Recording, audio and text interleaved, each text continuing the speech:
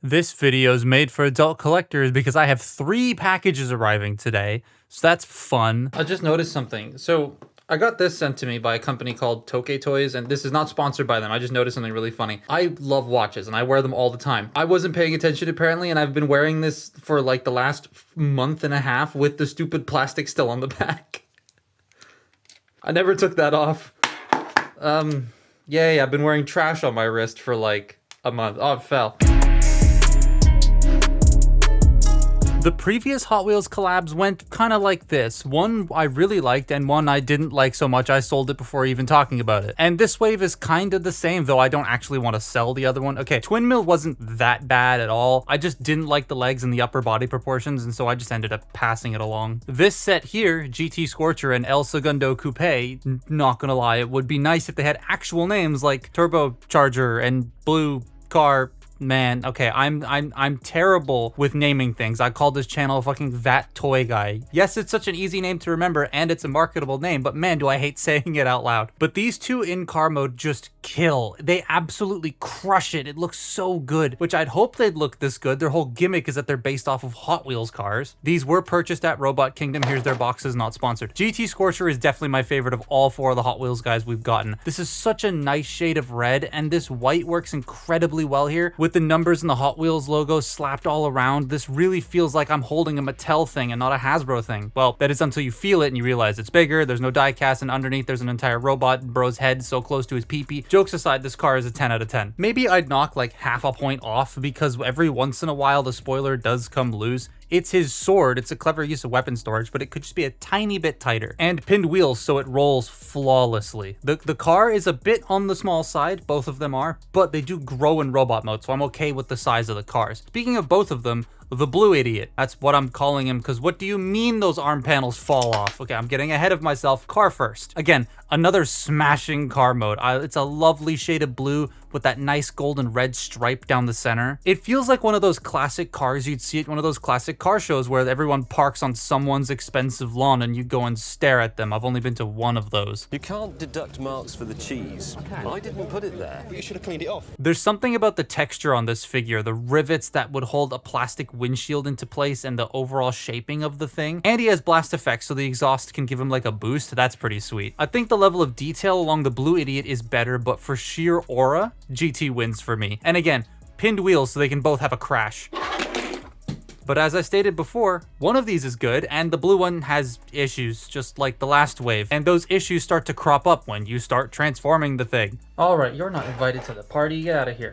These two are really interesting in how they work. So they feel kind of generic. Well, this guy feels really generic in terms of car former. This one does some really interesting things with like the legs and the way the arms are angled. You can kind of see how the elbows have to angle like this to get everything to line up properly, and yet it still stays flat. That's really cool. But we'll do the idiot later. The idiot can go over there with Vector Prime. This guy, the first thing you want to do, it's a little bit confusing back here just at first because of how all of this has to peg together.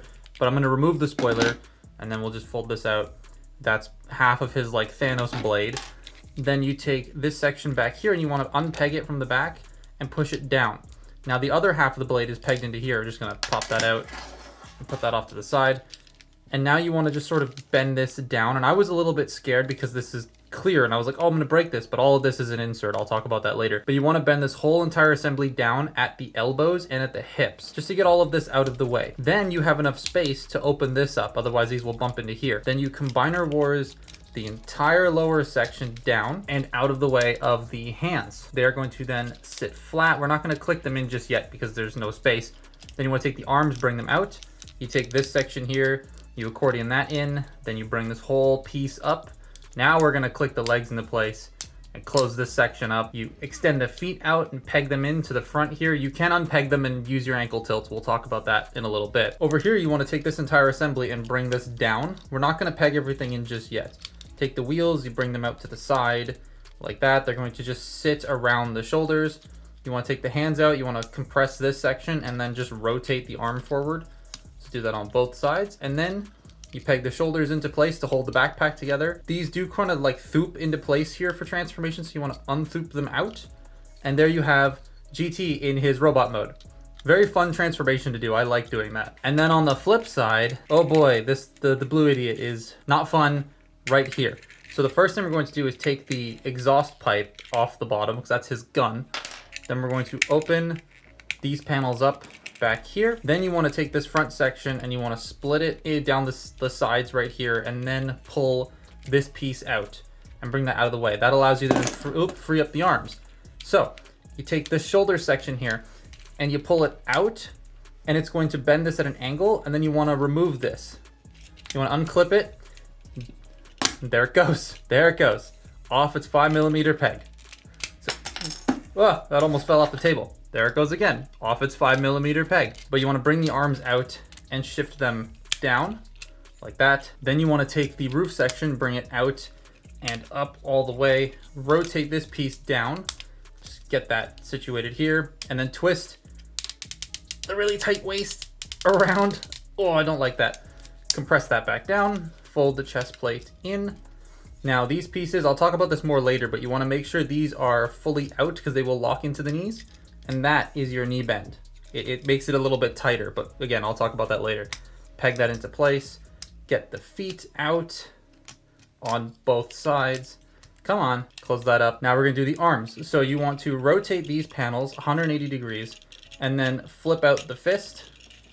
So it's gonna come off. Come on, pull the fist out. Pull the fist, there we go. And then get that panel pegged back in. And there you have the blue idiot in his robot mode. It would be fine if he didn't have the door problem and this tight. Yeah, those doors are a pain in the ass. Honestly, I might just glue them in because I don't know why they come off at all. I know you have to rotate them for transformation, but I'm okay with them just sitting up and staying there. But these two do look nice. GT reminds me a lot of like an Alternators figure, the way that he manages his limbs and his kibble, whereas the blue idiot is so clean, just like his showy alt mode. GT's feet peg in, negating the ankle tilt. But you can literally just unpeg them and then, you know, you have all the joint there. It's a bit weird that they peg in, but you can just work around it. I dig its more classic early to mid 2000s Transformer proportions. It makes me feel nostalgic for the toys I had growing up because I was born in 1998. And the new addition of lots of black to replace most of the white in the robot mode is a nice touch. Like, it's cool that most of the white is gone now. There's still some sprinkled throughout on the front of the robot, but a majority of it has been replaced with black, and I think that's a really cool color change. I very much dig how square the torso is and the bit of translucent orange in the chest. All of the clear parts are inserts too. The hinges are all solid plastic. So glad they've learned from that. His Thanos butter knife, I don't know what you'd call this thing, but it looks neat. The shoulders though,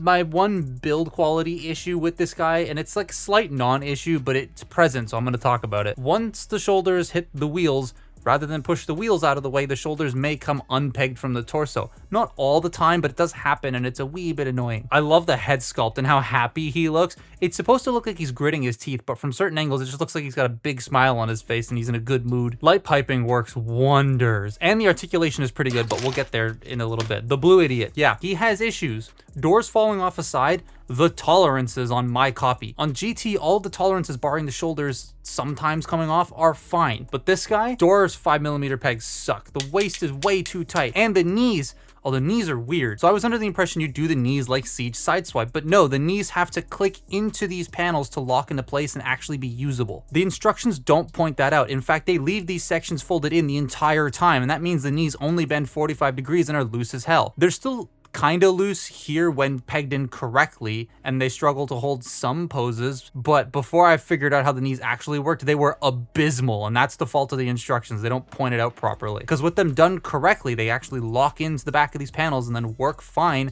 They're a bit more stiff and they bend a full 90 degrees. His gun is also kind of stupid looking. It's the dual exhaust, but it's just kind of plain, and like the double barrels are so far apart that it looks weird when he's holding it. And he has trigger happy shoulders because the joints are inset inside the shoulders itself and the range is really limiting. And then the chest doesn't peg in. I mean, there is a peg for the chest to grip onto, but it doesn't actually do a good job at gripping onto that. He's just all around all right, but the doors, the slightly knackered knees, the trigger happy shoulders, the chest not tabbing in, the weird gun, all of that really bugs me, especially for the price of these things, but I'll come to that later. All of the white is paint, so just make sure you don't chip anything. Kind of surprised that there's no white plastic runner on this entire mold, but I mean, at least it keeps the white consistent because it's all painted the same. GT has nicer articulation. The head head is on a swivel, so it can only rotate. That's like my one flaw. The shoulders can spin a full 360, and moving the wheels out of the way, you can get the arms to go out into a full T, and then using that transformation hinge, you can get them to go all the way up. He does have bicep swivels and 90-degree bends at the elbow. No wrist joint because they fold in. Waist rotation, the hips can go forward, they can go back, and they can go in and out. He's got thigh rotation, 90-degree bend at the knee, but if you unclip the knee, you can get a little bit of a further knee bend, and then unpegging the feet allows you to tilt and rotate them. So he's pretty fun to mess around with. I wish the head was on a ball joint. That's like my only big wish I had on this. Then we get to the blue idiot. His head is on a ball joint, so he wins that over GT, but that's about as much as he wins over GT, because those shoulders, as I said, are not fun. They can rotate and only go out a bit, but once you get them moved forward, they don't go out at all, and you have to manipulate them in such a weird way to get them to work properly, and then they don't go out a lot, and they're really awkward. He does have bicep swivels and 90-degree bends at the elbows, and just like GT, there's no wrist swivel, only a full, his panel fell off again. Tight ass waist joint, seriously, it sounds awful. Hips can go forward, they can go back and in and out. Thigh rotation, so slightly looser than I would like knees that bend at 90 degrees, and he's got ankle tilts. Not bad at posing by any means. I mean, we've had worse. Point Blank does exist,